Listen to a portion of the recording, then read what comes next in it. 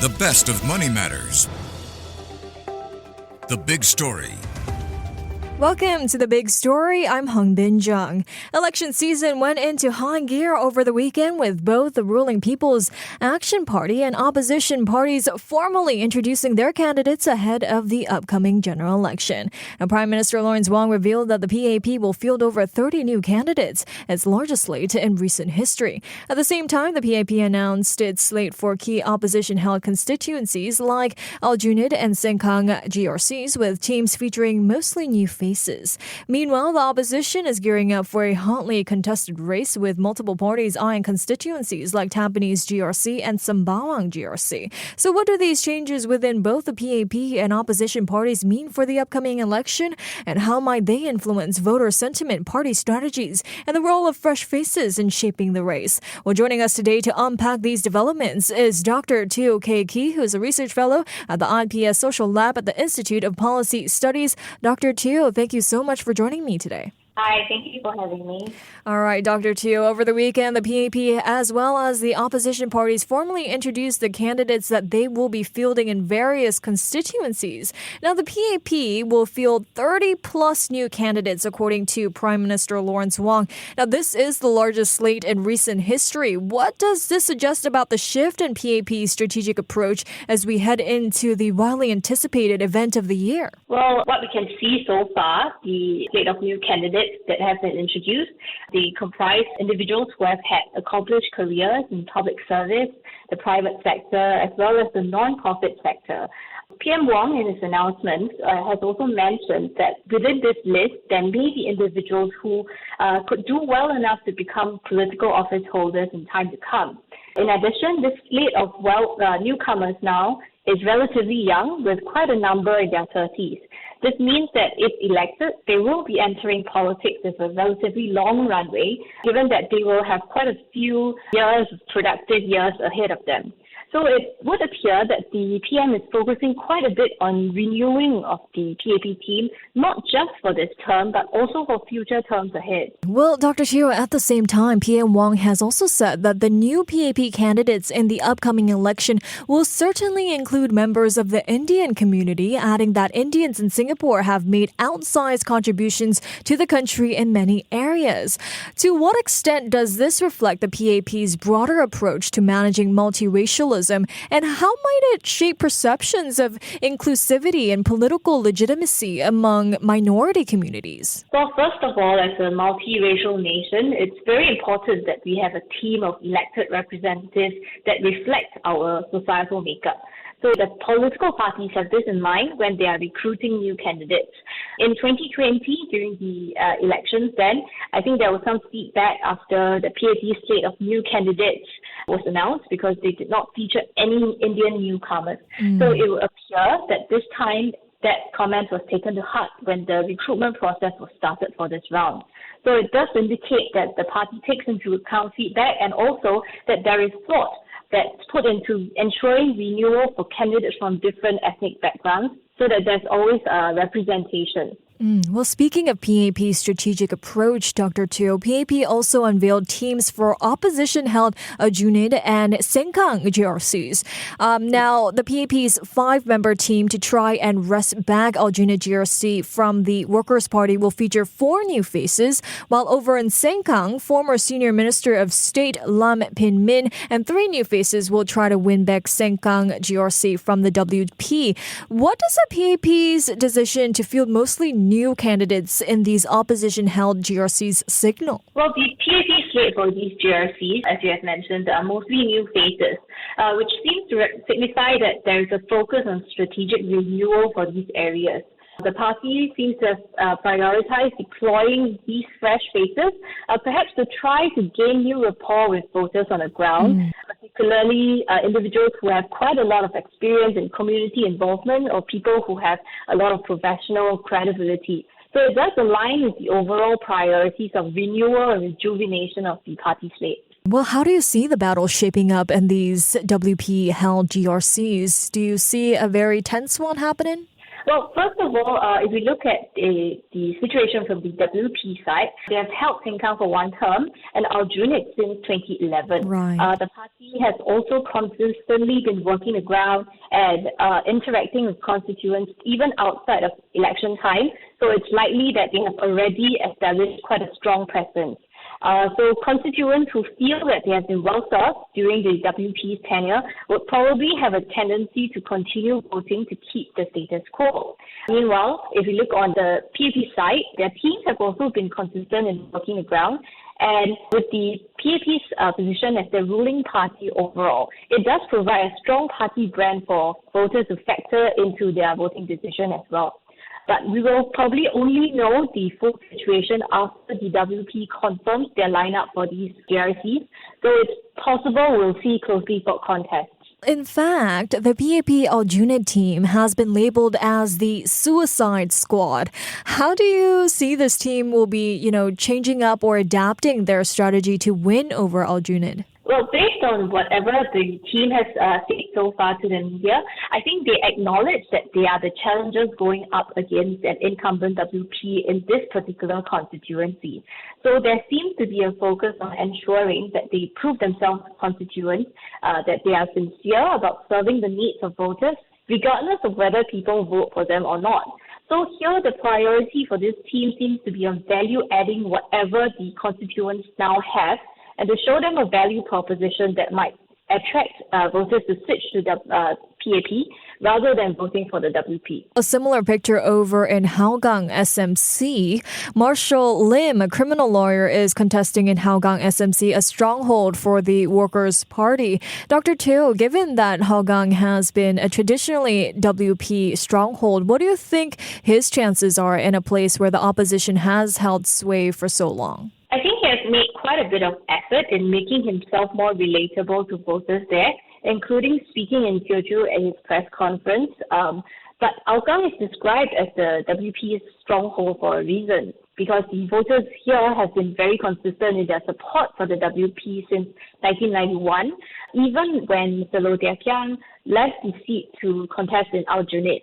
So the WP brand likely holds quite strong here. In this respect, Marshall Lim will have to prove that he is here to serve the constituents, regardless of their voting decision. And as a new face, he will also have to show that he's serious about serving and doing good for the constituency in order to persuade voters to vote for him. Well, I also want to talk about David Neo here as well. The former army chief has joined the PAP's Tampines GRC team and seems to be receiving a lot of attention around his transition from the military to politics. Now, he is also paired with Dr. Charlene Chen, an academic. Looking at the both of them, they offer very different backgrounds here. So how do you interpret this kind of pairing? And do you think that this is part of PAP's strategy to rejuvenate its Tampines lineup after the departure of Cheng Li-Hui? Actually, despite their different backgrounds, it seems like both individuals have had some experience working in Tampines. So Dr. Chen has been helping in Tampines for quite a while, and she actually stepped up to help with serving residents since Cheng Li-Hui's departure. For example, walking the ground and conducting house visits. So she probably comes with quite a bit of ground experience and would already have built some rapport with constituents in Tampines, even prior to her announcement as candidate.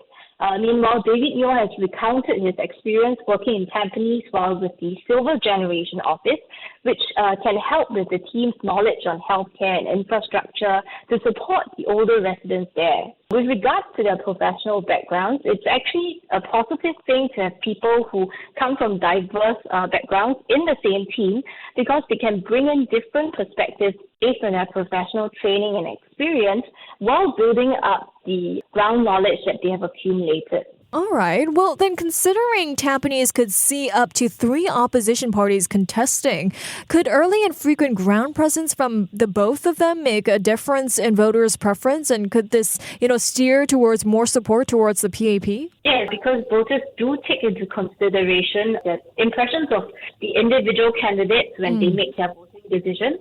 So if these candidates have already established some rapport with voters, and they show that they are sincere and willing to serve residents to the best of their abilities, it does add positively to voters' impressions of the whole team. But of course, their final voting decision still depends on which parties are contesting, as well as the lineups that those parties offer.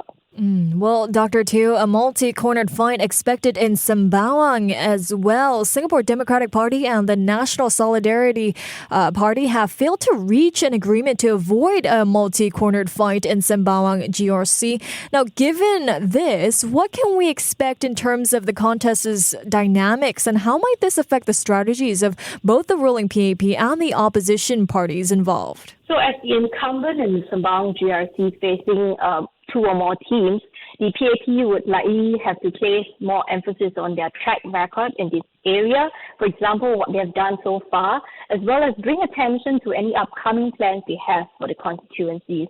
On the side of the opposition parties, possibly their task would be to convince voters in the constituency that they are viable options, not just as elected representatives raising issues in Parliament, but also to take care of municipal and estate concerns. Meanwhile, opposition party Red Dot United has said that it would withdraw from a coalition of parties formed back in 2023 after the NSP refused to back down from a three-cornered fight in Sembawang GRC. Dr. Teo, what does RDU's withdrawal mean, and how significant is this for the coalition? So the coalition was formed with a set of principles which included having stronger appeal to voters, a unified voice, avoiding three-way fights, building more recognizable brands and identities, to have a joint manifesto and to share resources when campaigning. So given that RDU's exit stems from talks about Sembawang falling through, it seems that they are standing firm on their principle to avoid three-way fights.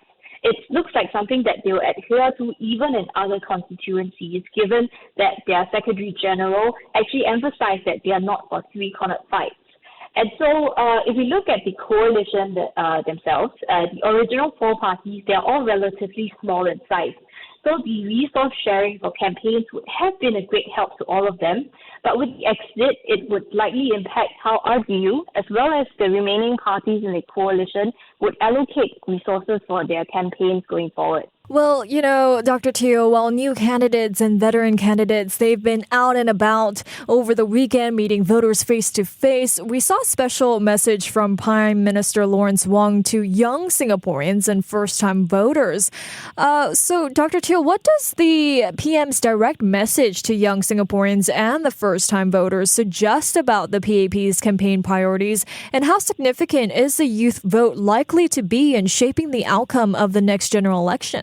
Well, while young voters are not the biggest demographic group in proportion, they would be voting in many more elections to come. So it's important for the PAP as the incumbent ruling party to ensure that they have a solid support base among the younger voters, because that will help in vote share for future elections.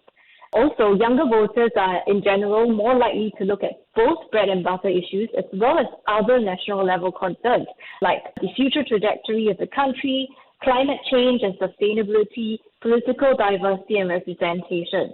So the video in question had actually introduced new candidates who are on the young side, mostly in their 30s. Perhaps it's a way to show that this process of rejuvenation and renewal is well underway for the PAP and to better appeal to this demographic. So the direct message to younger voters likely extends beyond this election. Well, thank you so much for, analyzing some of the strategic moves that some of these parties have made over the weekend. Well, on that note, Prime Minister Lawrence Wong has said that this is going to be a hotly contested election, adding that there are no longer any safe seats. So before we let you go here, Dr. Teo, what else will you be looking out for as we await the key date of when polling day will take place? Well, probably mostly about the constituency lineup by the PAP, as well as more confirmations of where the various opposition parties should be contesting. All right. Well, thank you so much for your time and your insights today, Dr. Teo. Thank you very much. Thank you. That was Dr. Teo Kay Key, who's a research fellow at the IPS Social Lab at the Institute of Policy Studies. This has been The Big Story with me, Hongbin Jeong. To listen to more great interviews, download our podcasts at audio.sg or download the audio app. That's AWEDIO, audio at the App Store and Google Play.